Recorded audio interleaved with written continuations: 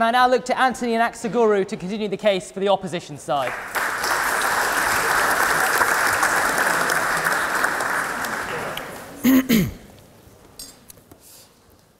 Around a year and a half ago, I asked a 19-year-old college student from East London who he considered great. After a few seconds, he remarked, God, then his parents, then Kanye West. Thanks. During that same month, I gave a talk at a university to literature students on slang and the prosodic value of the idiom in poetry. When we reached the Q&A, several of the students raised their hands to reference the sonnets or plays of Shakespeare, using them as perfect examples of ways scansion is used in poetry today. It will probably be sensible here to assume that both the 19-year-old college student and the cohort of literature undergrads all at some point had encountered the work of the great bard, as well as perhaps reveling or dissecting the music of Kanye West at home, in student bars with friends, or even in academic spaces, along with his videos, fashion line, private life, and mercuriality. Now, I don't necessarily see this motion as being solely centred around the relevance of either artist, who each lived 400 years apart and produced very different work in a very different time. For me, it stands as philosophical inquiry into the function and mechanics of relevance in popular culture, race and class, as well as identifying what we mean by relevance and, more crucially, relevant to who. Shakespeare, during the zenith of his career, was largely considered a pop icon in the same way Kanye is today. The discrepancy might well reside in whose work is regarded as being more urbane. But then again, we return to the fundamental question of who finds what relevant and why. If we delve a little deeper, we find that by and large, Shakespeare and Kanye occupy a very similar space, albeit separated by time, race, class, and geography.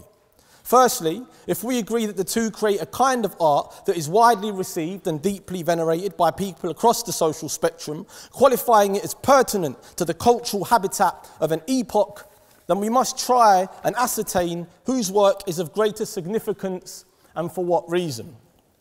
Secondly, we should also consider the possible simplification and sterilisation of popular culture over the last 30 years. Again, that's not to say that the masses in the English-speaking world don't have the intellectual capacity to appreciate the work of both Shakespeare and Kanye West. It is to say that within the context of modern-day popular culture, Kanye is probably a more recognised figure in a commercial sense, but not a more relevant one in a cultural sense.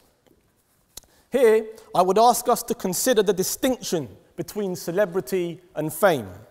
One requires minimal talent, relatively good looks, a substantial PR campaign, and a sophisticated understanding of how to manipulate media.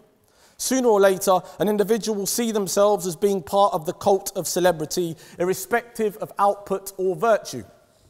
Fame, however, demands one to produce work or leave a legacy of extraordinary calibre, to contribute significantly to the cultural framework of a society in some shape or form, to be a catalyst for change, be that good or be that bad, as we must also consider the notoriety of despots, tyrants and criminals who have worked their way into our Hall of Fame.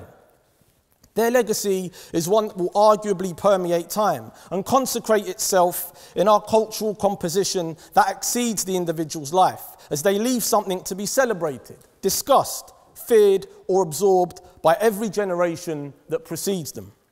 In that respect, the cultural relevance of Shakespeare supersedes that of Kanye West, with the former's work still in global production 400 years after his death, while the structure of his plays are used as templates for plots and character profiles by modern-day playwrights, authors, and screenwriters around the world. As mentioned, his contribution to the English lexicon of over 1,700 words remains unparalleled, not to mention he leaves behind an exuberantly fecund canon, with work being required reading in institutions both in England and America. In 400 years' time, will people still be speaking about Kanye West? Fortunately, nobody here will be around to find that out. But what we do know is that for some people alive today, Kanye is regarded as a central figure of defiance, innovation, subversion, and hopefulness. An African-American man who occupies spaces traditionally reserved for white pop icons, who has transcended the confines of rap music and whose work is known for speaking directly to power and white supremacy, while tackling notions of black masculinity in an original and interesting way.